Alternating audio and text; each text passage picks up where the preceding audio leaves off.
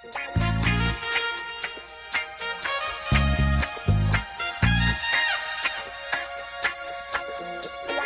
buenas tardes, bienvenidos a un nuevo Charlando en el Forestal. En esta oportunidad estamos, ¿cómo se podría decir? ¿Felices? Es poco, podríamos utilizar más palabras. Pero hice la pega, traje una biografía. Wow. Claro que sí, vamos a comenzar como en la tele.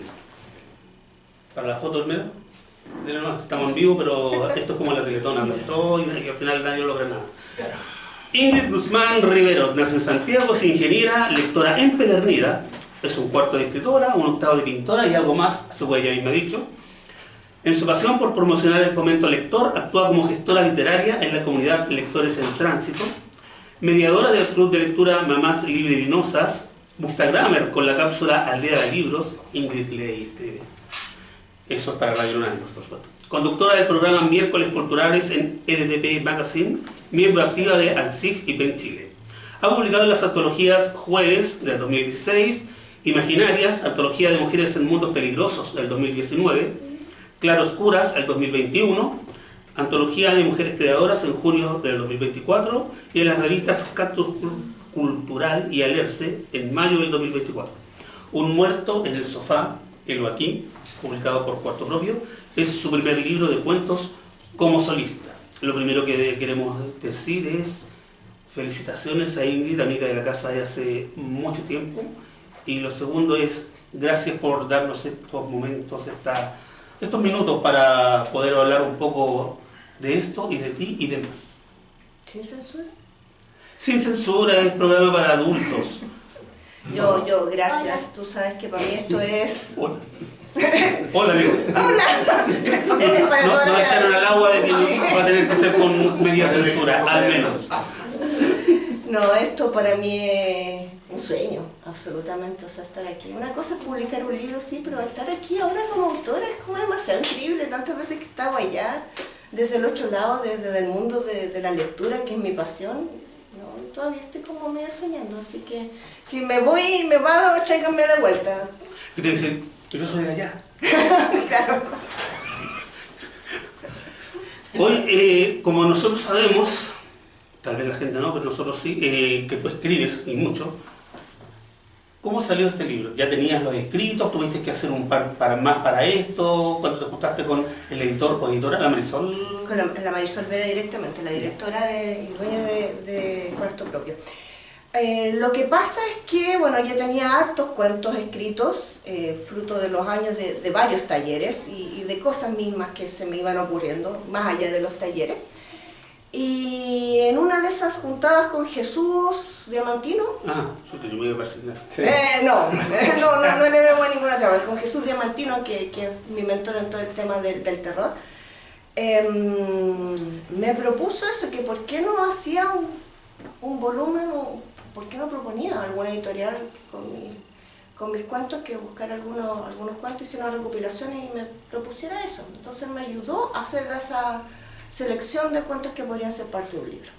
Entonces le pasé, no sé, 25 o 30 cuentos, no me pregunté, o sea, me subí un poquito por el chorro, y de esos él dijo estos, le había elegido como 12 o 13, que obviamente después había que trabajarlos, pero partimos con eso y la idea era como tener una propuesta ya armada para ir a una editorial. En realidad iba a ir a los fondos del libro, al final no, lo que hice fue hacer una propuesta a una editorial y llegué y me aceptaron de una, entonces fue lindo. Y en ese proceso fue que saqué algunos porque había que hacer mucho cambio, o sea, no estaban a la altura los otros, entonces terminé sacándolos. ¿En una conversación con Marisol? Sí, ya en el proceso directo de edición con Marisol saqué al final algunos.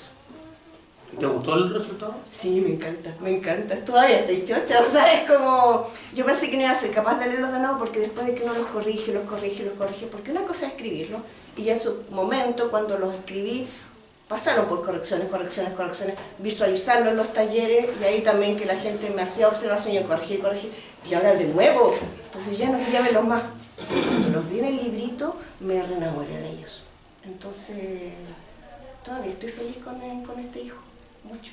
Ojalá me dure la felicidad. Yo creo, sí, las ganas están, así que... Y además que lo viene haciendo hace rato. Sí. El proceso escritural de Ingrid. Me levanto en la mañana a las 8 y tengo que escribir 16 líneas, si no, no voy a trabajar ese día. ¿No? No, yo soy como me lleva el viento, absolutamente. Como soy ingeniera. Chao Isabel Allende que el 8 de enero empiezo a escribir. No, en mi vida soy completamente al revés. Como soy ingeniera, la ingeniería la aplico de oficio en mi trabajo. Ahí es lo cuadrado. Todo el resto, nada. O sea, no me preguntes a qué hora me levanto, según cuando me despierte y se abren los ojos y el ánimo que tenga. Entonces tampoco tengo ni hora de levantarme, ni rutina para nada. Soy la amante de la no rutina. ¿Y con libretitas en la micro, en el metro? Eso ¿no? sí. ¿Está bien? En la cartera siempre tengo una libreta y un lápiz. Y las veces que he carecido de ellos, el celular salva mucho para tomar notitas. Ah, qué moderna. Sí, pero no me gusta, sigo prefiriendo el otro esquema. Necesito el tema de tocar. El contacto. Sí, y por eso yo soy de libros físicos, esta cuestión de los ebooks, no, seré computina, pero no, necesito el físico, el contacto, el peso, el olor, la suavidad. Entonces necesito la libretita para escribir. El moho para que se enferme uno. ¿Cierto? El olor para que uno no, sí, todas esas cosas. Sí, porque hay que deslumbrar lo malo también, no todo es bueno. Pero sí, a todos nos gusta, por algo estamos aquí, nos gusta el objeto libro, Sí. que en este caso además es bonito, está bien presentado y con una portada llamativa. Hubo pega acá, hubo cariño. Sí, sí, y todo fue bonito eso, el diseñador Juan Manuel Neira, que se lo traje yo, la portada la puse yo, supo interpretar muy bien todo lo que yo lo dije, lo estrujé con la idea que pretendía y eso hicimos. ¿Y el eje, quién lo decidió? ¿Jesús contigo? Tú dices la temática Claro. Insisto, fue Jesús quien hizo la selección y después finalmente Marisol es la que le da la forma a eso, o sea, la forma final, el orden de los cuentos, cuál sí, cuál no, todo eso que en el fondo te da la vida del libro, porque no es que sean cuentos nomás, hay un eje conductor entre ellos, eso al final es Marisol que le da esa unificación. De hecho hay un cuento que casi está, pero se escapaba mucho, y ese cuento fue el que quedó publicado en la otra antología y que salió también en la revista Leerse, que le gustó mucho, que es un cuento muy bien escrito, que me encanta, que creo que es mi mejor cuento, pero no cabía acá, porque no hacía eco con el mismo tipo de escritura. Miedo, ¿no? Como nos vamos enterando de detalles. Sí, ¿no? son de cosas nada que, pues cuando me dicen que tú escribes terror nomás, ese otro cuento no es ni de terror, no es ni de fantasía, es otra cosa. Pero tiene unas cosas medias tortuosas que tienen que ver más bien con la parte psicológica. Entonces, por ese lado podía enganchar, pero no, se salía mucho con la estética del cuento con respecto a este libro. Bueno, ya que le hiciste el spoiler a la gente que nos está viendo o que nos va a ver después en la pantalla, el eje acá es el terror, pero no es un terror normal, No. pero por definirlo, que es terror normal, pero suena bonito decirlo. Que es normal. Claro que es normal además. De hecho, algunos lo llaman como el género inusual. Hay una artista mexicana que puso ese, más bien el término. Otros dicen weird, que tiene que ver con esta escritura latinoamericana donde lo cotidiano se ve interpelado por estos elementos fantásticos. Pero no es como el terror en sí el objetivo, sino que el terror sale al final de las cosas que te producen. Exacto. Son más bien sensaciones que sentimientos. Exacto. Va por ahí. O sea, hay sangre y todas esas cosas, y hay pedazos de muerto, y hay alguien que se come a alguien, y hay todas esas cosas, pero son como parte del escenario, encuentro yo, no sé, para mí es como natural. No es que uno esté visualizando y te salpique, ¿o sí? ¿A ti te salpicó? No, ¿No es cierto? No salpica.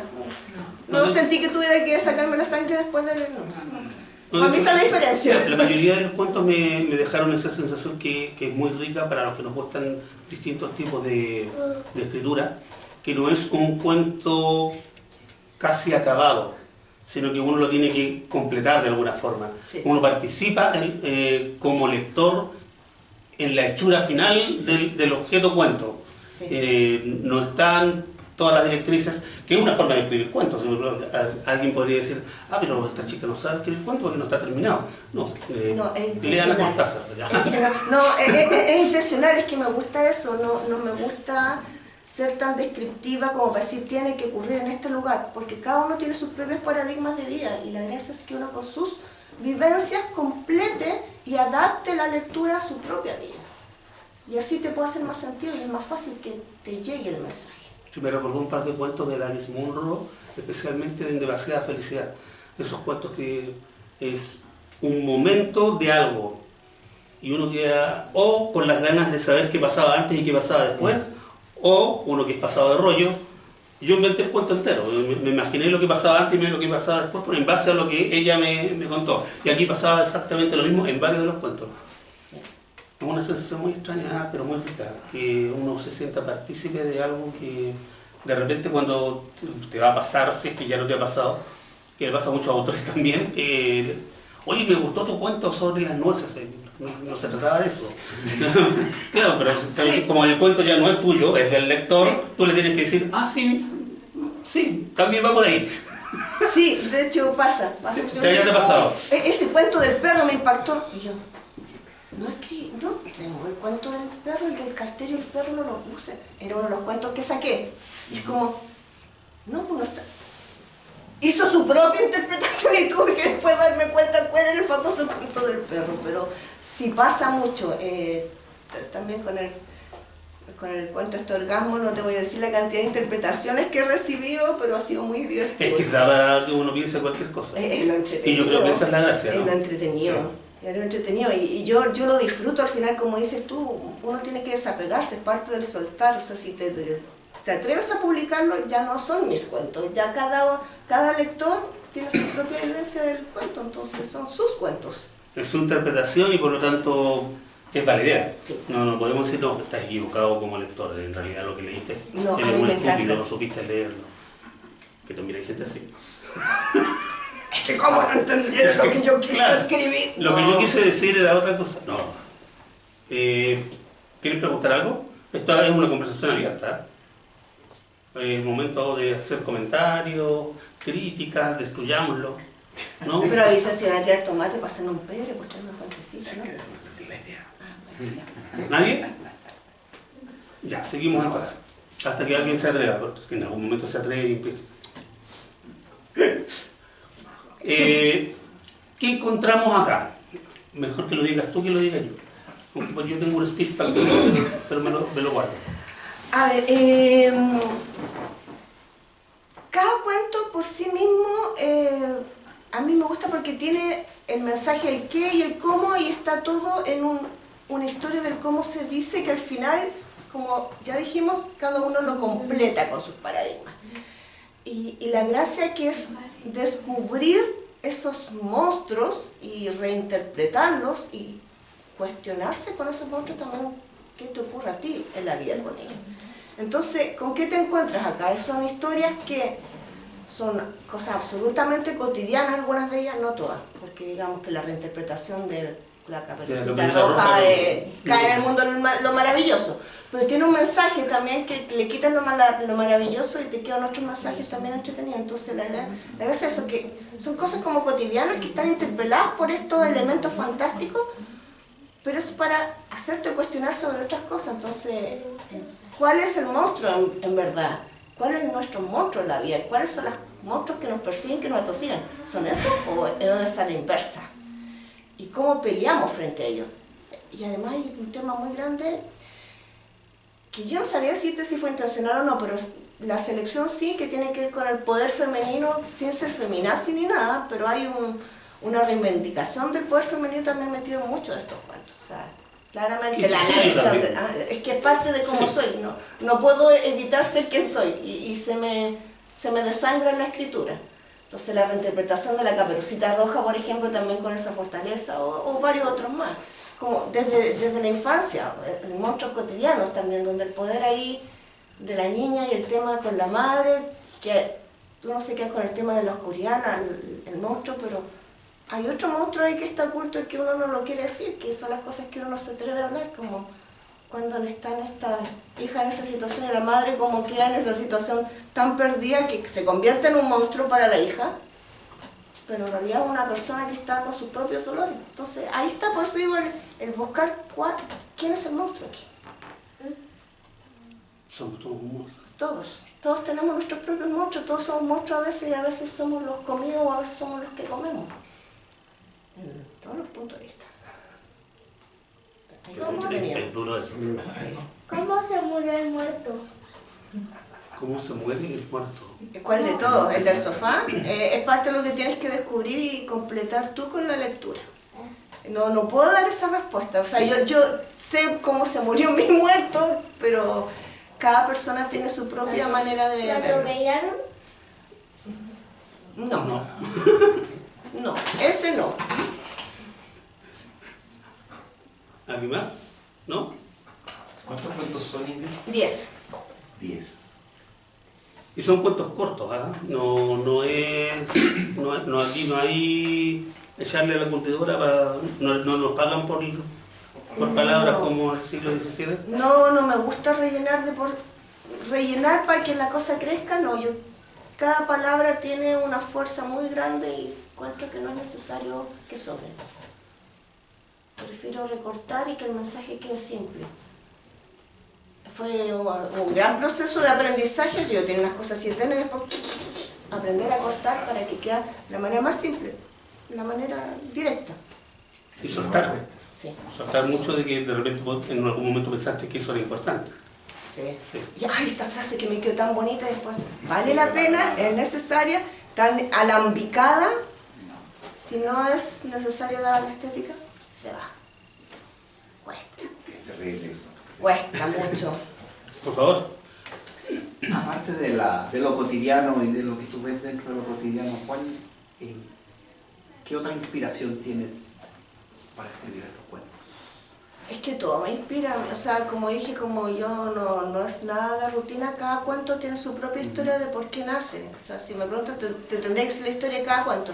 Mi preferido es Por siempre madre. El origen, no se nota que es mi preferido, el que le tengo más cariño, yo pensé que se notaría de... No, bueno, ¿Cuáles son los nombres de los cuentos? permiso, te los voy a leer con el orden respectivo, que ya nunca me acuerdo en qué orden quedaron. Hechizo de Beltane. A ver, no te puedo... Eso lo escribí cuando estuve en el taller de La Ventana al Sur, cuando fui a atreverme a entender cómo era el tema de escribir cuentos del mundo fantástico, de ciencia ficción, terror y fantasía, porque antes no había escrito nada de eso, solamente realista. Y ese fue uno de fantasía que escribí, pero dije que si voy a escribir fantasía quiero que sea para adultos. Y por eso esos toques que tiene. Claro. Y lo uní con elementos que yo ya había estudiado, hice un curso de introducción a la magia wicana, entonces lo que estoy diciendo ahí tiene que ver con eso. Se nota. Lo estudié bastante y no voy a decir nada más al respecto, pero... Y con lo que había leído alguna vez que me gusta mucho de La niebla de Avalon, que es el epígrafe que está al principio, de la Mario Zimmer Bradley. El otro ser también fue de La Ventana del Sur y ese fue el primer cuento de terror que escribí. Y no voy a decir nada más porque ese fue como... Ah, esa fue una foto. Me dijeron, elijan una foto. Y con eso fue... Vi la foto y de ahí sale todo. No me pregunten cómo. Me gusta dar vuelta a las cosas y no puedo decir más porque haría spoiler. Orgasmo, ese fue con Jesús Diamantino. El elemento era la alfombra. Me asignaron la alfombra y me dijeron, toma la alfombra, y de ahí salió automático. No me demoré 2 segundos en tener la idea. Así que si me preguntan cuál fue el proceso ese, me dijeron alfombra y yo hice el cuento. Fue muy rápido. Mi mente está torcida, lo sé. Un muerto en el sofá, ese fue escrito en pandemia, no fue fruto de ningún taller. Fue dada las situaciones que se vivían en esa época, que eran muy agonizantes para todo el mundo, y ver las realidades cuando empezaba a salir uno de su propia burbuja y te das cuenta. Entonces se murió de aburrimiento. Te das cuenta de lo que estaba pasando la gente, de que estaban algunos encerrados con gente que no querían estar encerrados y era muy doloroso, u otros a la inversa y estaban reencontrándose, como entonces fue de ese punto que nació el del muerto en el sofá, donde algo que ya estaba muerto y que seguía vivo. Cuenta regresiva fue también algo que salió de un taller. Caperucita Roja era una reinvención de la Caperucita Roja, donde nos dijeron que no tenía que escribirse sobre la Caperucita Roja como el personaje principal o algo así. No tenía que ser la Caperucita. Obviamente mi reinvención, ya para el que haya leído el cuento ya sabe por dónde fue. Me gusta romper los paradigmas. Por siempre madre, mi preferido. había una convocatoria de Astartea, me parece, para escribir Carnívoras, cuentos de zombies escritos por mujeres. Sí. A raíz de eso se me ocurrió que quería escribir algo y como mi hijo siempre ha pensado que va a haber un apocalipsis zombie, bueno, con muchos años, ya no a esta altura, ya creció, ya es adulto, pero llegaba del colegio y me hablaba de su idea, entonces no pude no pensarlo cuando fue esta convocatoria en traer todo este mundo que mi hijo me había planteado sobre el apocalipsis zombie, de ahí hacer un cuento. Entonces un poco una narrativa que nace a raíz de lo que había conversado con mi hijo y de mi propia vivencia con mi hija, entonces también mucho está basado en ellos. Por eso es el cuento que más quiero, estaba dedicado a ellos por eso, y de hecho mi hija cuando lo leyó se mató a la risa, lo único que leí dijo, está clarísimo porque es para nosotros.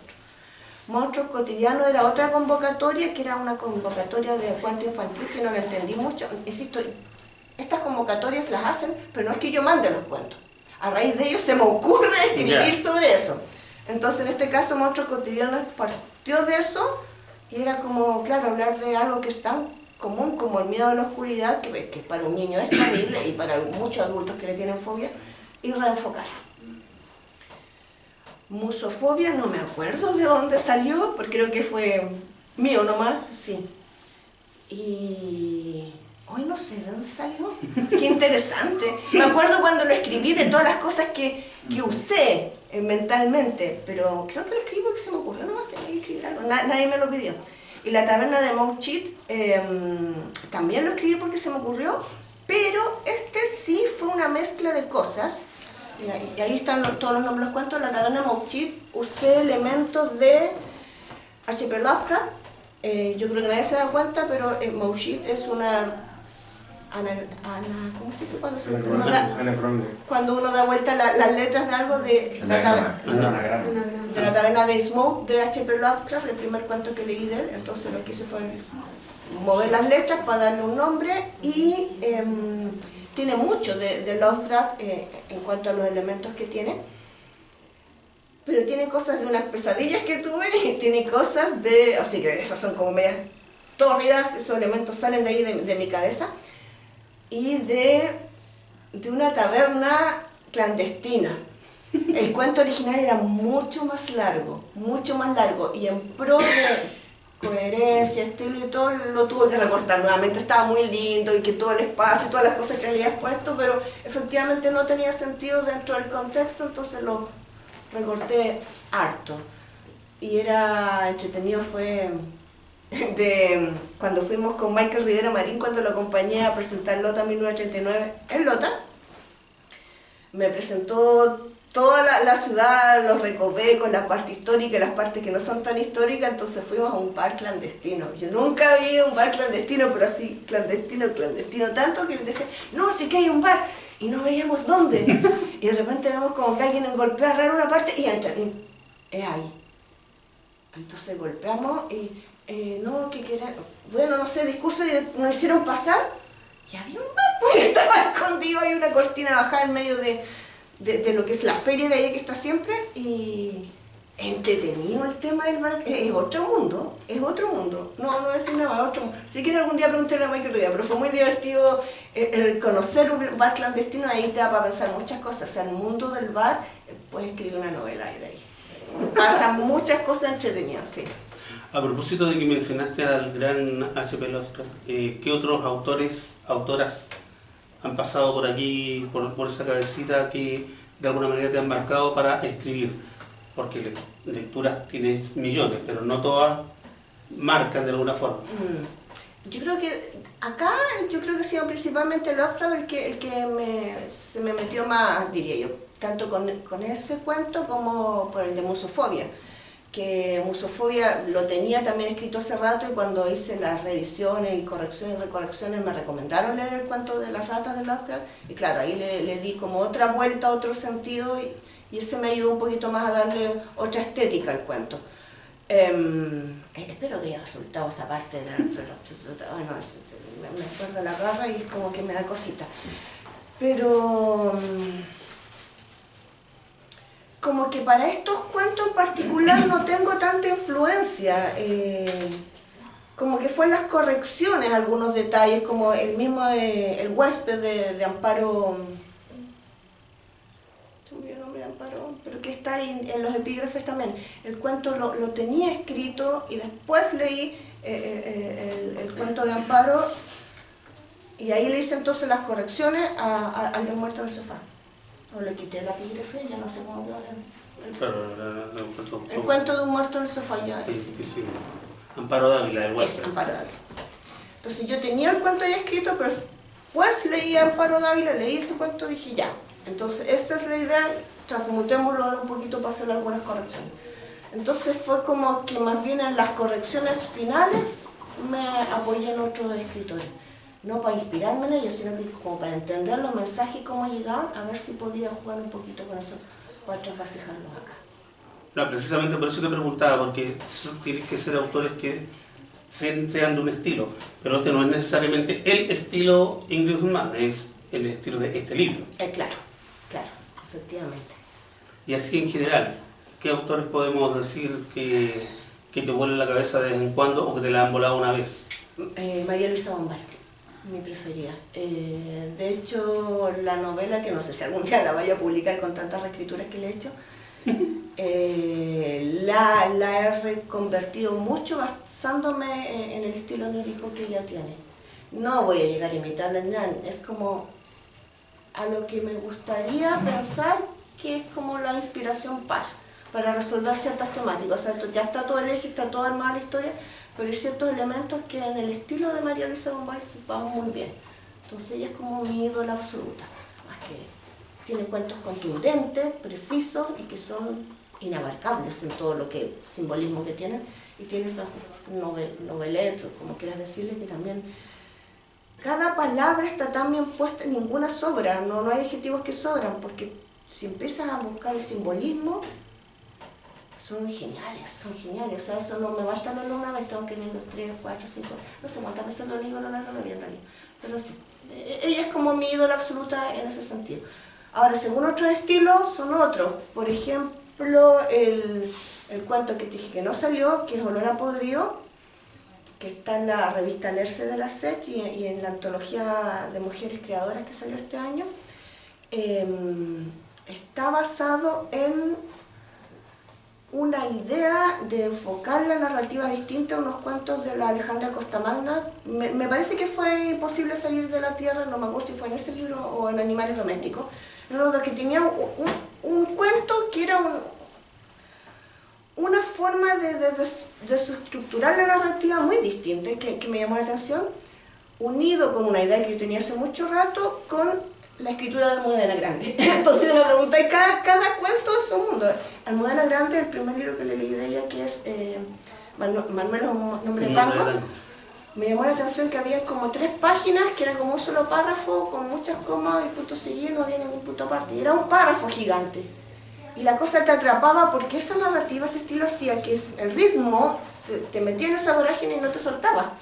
Entonces no es que ese párrafo estuviera así, no, era parte de la gracia. Y yo alguna vez quiero hacer eso. Entonces ese cuento no ha podido tener una mezcla de todo eso. Entonces al final son decantaciones que tengo a lo largo de la vida de cosas que he leído, de ideas que me van dando vueltas, que llegan a amalgamarse en una sola idea. No es poco. No sé si son no coherentes, pero eso fue más o menos lo que quise decir. Sí, son totalmente coherentes. Ingrid, debido al éxito que ya está teniendo el libro, que tiene buena acogida, ¿ya están pensando en una segunda parte o te gustaría de repente tirarte carepalo con una novela, con algo más grande? Es que son estilos completamente distintos. La novela, como te digo, ya la tengo escrita hace rato y la tengo que reescribir. Pero no sé si sea el momento de la novela o también la reescribo a modo de compendio de cuentos, que sean varios cuentos que en el fondo forman una novela. Porque, ¿sabes qué? Me siento más cuentista que novelista. Ya, que distinto ser cuentera. Sí. No, soy más cuentista. Yo creo que desde chica, de hecho, hasta cuando escribía poesía, mis poesías en el fondo contaban una historia. Entonces, en el fondo siempre era contar cuentos, pero el estilo, la estética que lo haga es distinto. Antes era como poesía, ahora es como narrativa con distintas formas. Sí, porque pasa también, lo hemos comentado nosotros otra vez en los programas, que por ejemplo Cliff Barker me encanta, todo lo que son los cuentos cortos, pero los que son novelas son somníferos. El tipo realmente es cuentista. Con las novelas se disparan para cualquier lado. Que son géneros completamente distintos, o sea, la manera de abordarlos es otra cosa. Y yo soy súper exigente en materia de lectora, entonces también me exijo mucho en materia de escritura. Así que no voy a publicar una novela si no estoy contenta con ella. Así que si me preguntas, por ahora prefiero seguir con cuentos. De hecho, tengo tanta idea en la cabeza que es como, necesito ver como para dónde ir, si sigo con el terror o evoluciono a otro estilo, no sé. Estoy ahí reestructurándome emocionalmente conmigo misma todavía para ver qué quiero hacer. Perfecto, gracias. ¿Alguien más? Mira, mire tu momento estelar, ese que estabas esperando. Estabas explorando la garganta. Pero, No, la cámara va a ser tuya para que puedas contarle a la gente que nos va a ver, porque ustedes están aquí ya lo van a hacer. ¿Por qué alguien que entra a esta humilde librería ubicada aquí en este lugar que se está desarmando entera allá afuera? Pero va a quedar bonito. ¿Por qué alguien debería escoger este libro y no otro? voy a pensar no como escritora y la que escribió esto y que lo amo y no es porque me conozcan a mí y van a amarlo, no.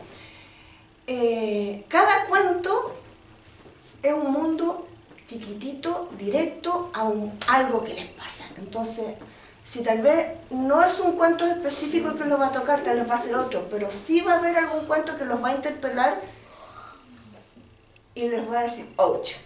Entonces eso es lo interesante, no deja a nadie indiferente. Cada persona hay a lo menos un cuento que los va a tocar y les va a hacer cuestionarse algo, espero, en su vida.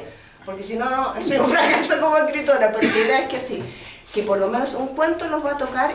Lo bueno es que son cuentos ágiles, son muy rápidos de leer, así que no se van a aburrir. Espero no producirle muchas pesadillas, un poquitito nomás, no muchas, lo suficiente como para que se estén cuestionando nomás y acordarse que hay que seguir durmiendo. Pero es entretenido, lo principal es que la lectura tiene que ser de un goce. Y por un lado o por otro, este libro los va a hacer gozar. Entonces, por eso lo invito, leamos Muerto en el Sofá. Ya lo saben, amigos, Muerto en el Sofá, de Ingrid Guzmán, editorial Cuarto Propio, en Queleo Forestal, por supuesto. Si están en provincia, lo hacemos con despacho desde nuestro sitio web, espacioforestal.cl. Un volumen de cuentos que producen cosas, que crean cosas, que no necesariamente las terminan, pero ahí está la gracia. Uno participa con ella, se hace cómplice de ella y derechamente, como ya lo dijimos durante la charla, de repente le robamos la idea y termina siendo nuestro cuento. Así que lo van a pasar bien y sí, uno queda con una sensación extraña. No sé si necesariamente terror, uno que ya está viejo, que casi no se asusta con nada, pero sí, aquí se remueve algo, se remueve la estructura de algunas cosas que damos por sentadas. Lo que también es bueno porque no hay que dar nada por sentado a esta altura del siglo XXI, ¿no? Así que, ya lo sabes. Ingrid, felicitaciones primero y muchas gracias por venir. Y este aplauso que viene es todo para ti. Nos vemos en el próximo charla de la charla.